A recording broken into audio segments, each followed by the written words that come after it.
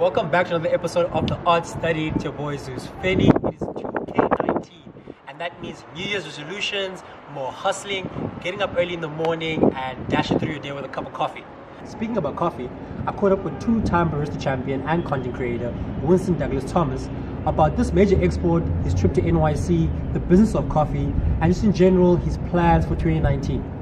Check this interview with him. Stay tuned.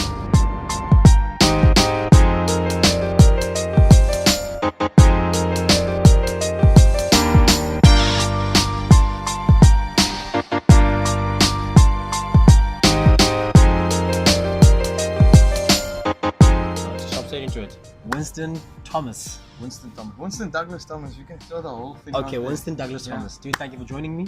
Listen, firstly, I want to know, is being a barista, a champion barista, what are the misconceptions people have about your job? Do they think you just make coffee all day? Like most people do. So when I started working in coffee, my parents had the big misconception where they watch Show in the Land and there's a coffee shop in the show, and people are walking around with a flask topping up people's.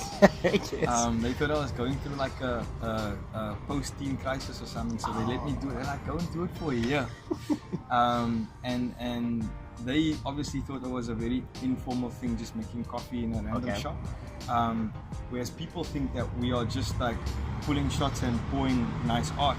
But one of the things that intrigued me the most about coffee is the science and culinary aspect about it. Right?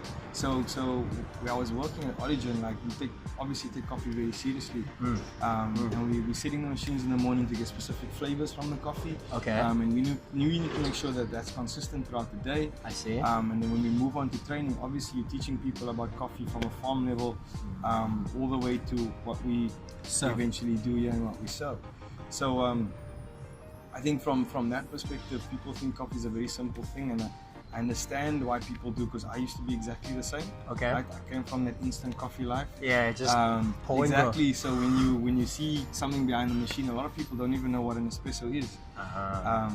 So the misconception, I guess, in the beginning is that it's just a cup of coffee, right? But there's a lot more that goes behind the cup of coffee.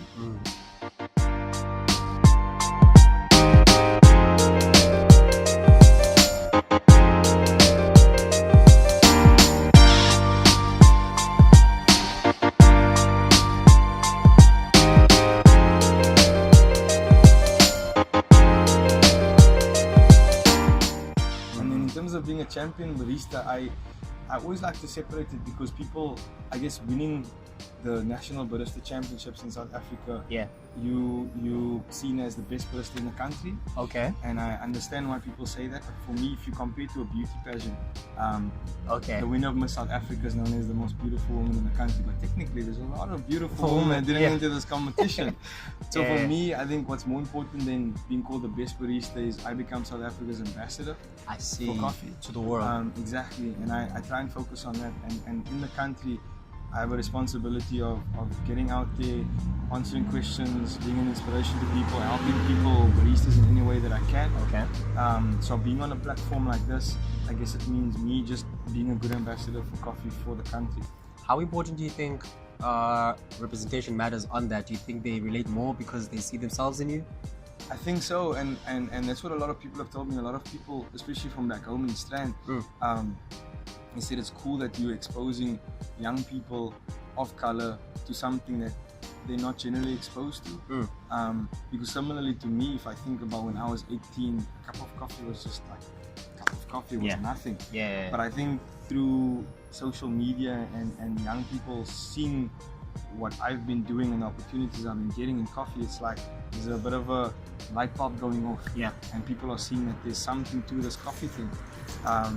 So I guess in terms of representation, I think on a certain level there's a big representation, but I don't feel like there's enough people that are climbing up the ladder as high as they should. I see. A lot of people are sort of staying at the surface level, and I think to a certain extent there is a bit of a bottleneck in the industry, where as baristas there's a lot of people of color that are being fed as baristas and starting off as baristas, but I don't think it's sustainable, because in 5 years time ideally you'd want to move from that position. But I've only been in coffee for 4 years. Okay. So like I'm still kind of sussing out the industry, and it's very hard for me to predict where we're going to be in 2 time. Yeah. But I do feel like there could be a better representation In that space. In the space, definitely, and this is for me why this workshop was so important. I've done another event on Saturday, it's the Cape Coffee Club, and it started off as a WhatsApp group, 2 or 3 guys. Okay.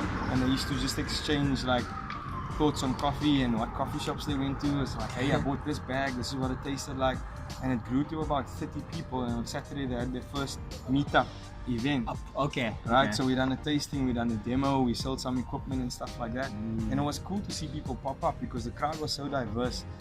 There were some people that drank instant coffee, and I said to everyone, I said at the beginning, I was like, look, 5 years ago I was drinking instant coffee. So let's talk about what we drink, what do you drink, what do you drink. Some of them had instant coffee. Okay. But when we tasted the coffee on the table and I explained to them how we need to taste coffee, how we need to sort of just change our mindset, people picked up on things like peanut butter on toast, seaweed, Okay. Cranberries, you know, and these are people that drink instant coffee. I see. And I think we were very successful in just changing their perception on what coffee can be, what coffee is to them, and what it can be. Because I want this coffee thing to be as sustainable as possible, because I'd like to do it for the rest of my life, right? I see. Okay. And I don't see that happening if I'm gonna keep all of my resources, all of my opportunities for myself. So at the same time, I can't just go out there and try and save the coffee world or do stuff like that. But I do believe I can make more opportunities for more people, but I need to go about it in the right way. Speaking about opportunities, you are heading to New York. Yes, New York, Wednesday actually. That's now, okay. Another one Wednesday. Okay, tell me about that. How did that come about? What's gonna happen for us who's not going? So there's a New York Coffee Festival, 12th to 14th of October. And I've always wanted to attend the festival, and I have a sponsor in the States, who they're based in New York.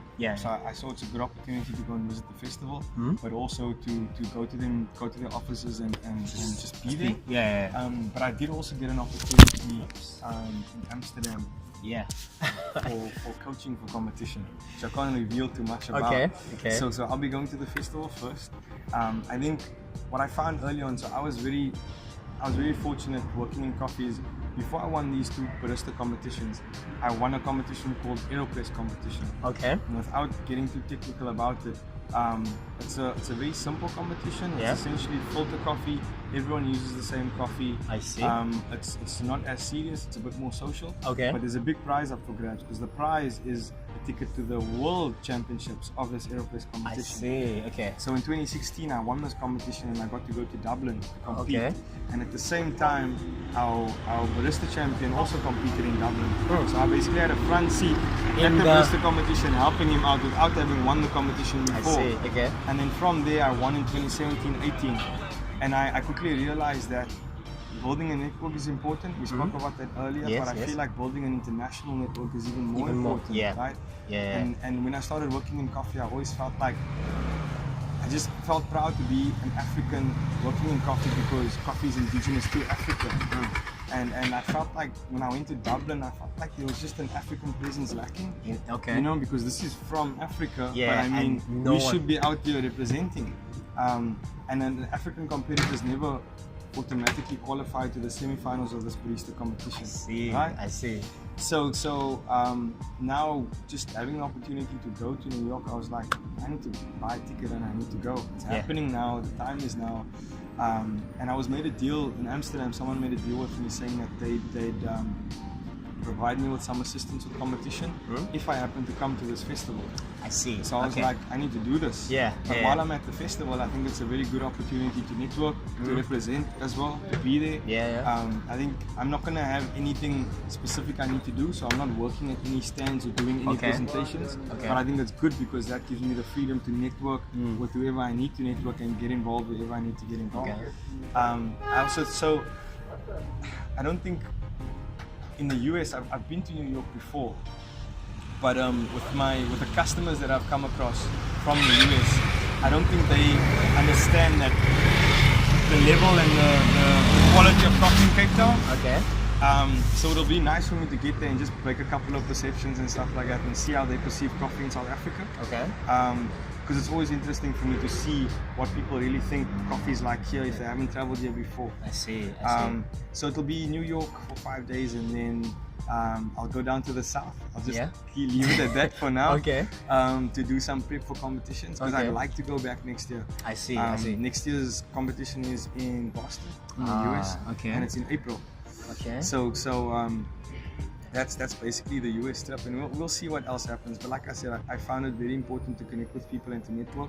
So I'll just use that as an opportunity. Hey man, Winston, thank you very much, man. Have a safe trip to New York. Thanks a lot. When you're back, brother. let's do this again, man. No, we will. Thanks a lot, dog. No worries, brother. If you have any questions for Winston, don't forget to like and subscribe. Just click on the comments below. Let us know. Cheers, man. Out for me to see what people really think coffee is like here if they haven't traveled here before. I see. So it'll be New York for 5 days, and then I'll go down to the south. I'll just